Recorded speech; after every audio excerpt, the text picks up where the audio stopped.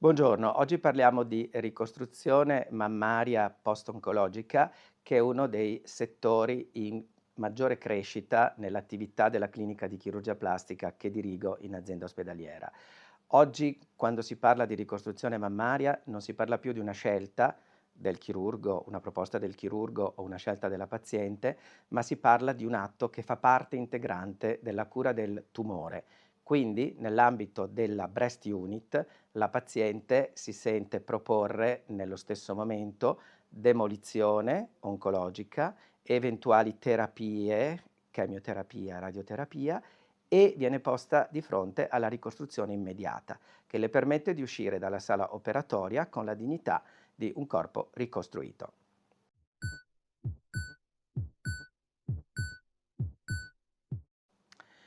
La ricostruzione mammaria con protesi quindi oggi è una realtà sempre più sicura a cui si sottopongono la maggior parte delle pazienti affette da cancro. È chiaro che quando il cancro è di piccole dimensioni non è necessario utilizzare una protesi, ma si fa comunque un intervento di oncoplastica nel quale si rimodellano i tessuti perché ci sia una armonia e una ricostruzione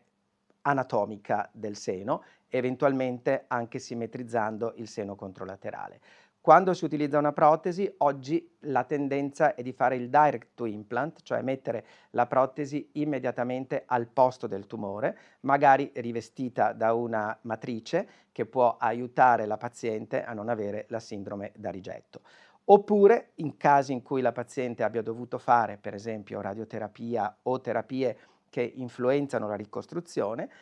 può essere anche che alla paziente venga proposto di non utilizzare protesi ma lembi. È ovvio che quello che è importante è che la paziente deve sentirsi sicura in questo percorso, anche perché con questo tipo di ricostruzioni molto diverse l'una dall'altra che vengono proposte, potrà affrontare anche le terapie successive nel percorso oncologico che oggi sappiamo nel tumore della mammella ha dei tassi di sopravvivenza elevatissimi e in continua crescita e dall'altro un recupero morfofunzionale che è veramente ottimale.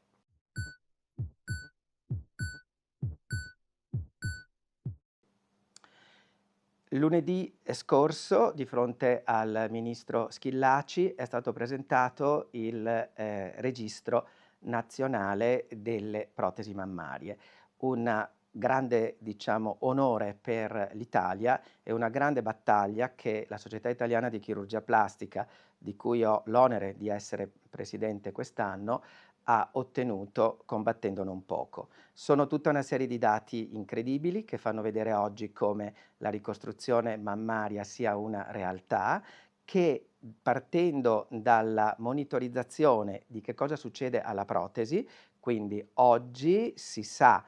quali protesi vengono impiantate in Italia, chi sono le pazienti e quali sono, diciamo, gli outcome di questo impianto, se ci sono complicanze, se le protesi si rompono, eccetera. Ma questo ci serve anche a monitorare un altro trend che è la ricostruzione autologa, cioè la ricostruzione con tessuti della paziente, lembi, microchirurgia, tessuto adiposo, quando la protesi non è possibile che venga posizionata. Quindi è molto importante che le pazienti si rivolgano a centri di riferimento dove tutta la gamma degli interventi ricostruttivi può essere eseguita e spiegata per una scelta consapevole.